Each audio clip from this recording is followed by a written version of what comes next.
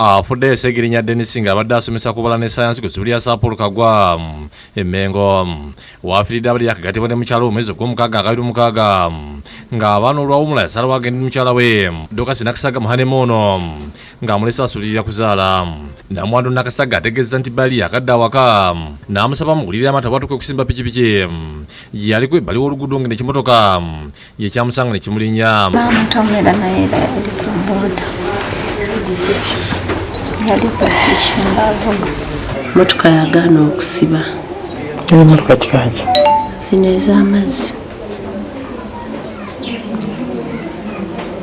Kati bweremerera okusiba ono naye yali ava eno n'agiyingiramu. Ategeeza nti dereva w'ekimotoka ekyamulinnya yamuddusa mu ddwaliro Mulago gye yamusuula ng'okuba tebaddangamu kumulabako.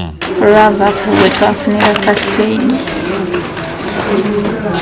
tetunaddamu kuba we yatuuka mu ddwaliro yagendera mu ambulance naye bwabatuusaawo ye n'abula okuva olwo. Kabenje yakafuna weeks 3 emabega era amaze mu ICU weeks 3 n'ennaku eziwera nga 3. Basomesa banne wakati miranga n'okwazira boogedde ku mugenzi ng'abadde omukugu mu ssomo lya sayansi n'okubala era ng'eggwanga limufiiriddwa nnyo. Naddala mu mathematics has been a very good teacher mu kubala tumufiiriddwa nnyo as Uganda. Omugenzi Segirinya mu kubasomesa adi bawandiika ebigezo bya pasipiyero ebifuluma ku katabo ka Bukedde akayamba ennyo abayizi mu biseera eby'omuggalo era yali omu ku basomesa nga abayizi ku Bukedde TV.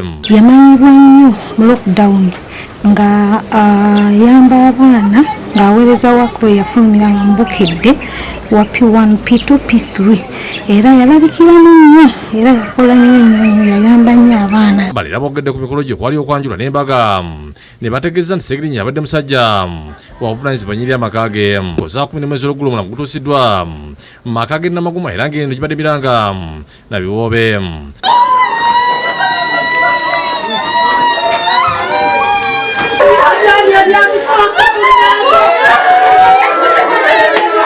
Olw'ekimotoka okutumira Segirinya poliisi y'ebiduka ensangi yagikwatira Mitubbi Namagoma era nga kulya poliisi y'ebiduka ensangi kirenga ati atulaze emmotoka eno eri ku nnamba EV Lukaka 52R wabula dereva y'emmotoka eno gibuli eno talabikanga. Download the app on App Store or Google Play Store now. Vision Digital Experience, the future of media.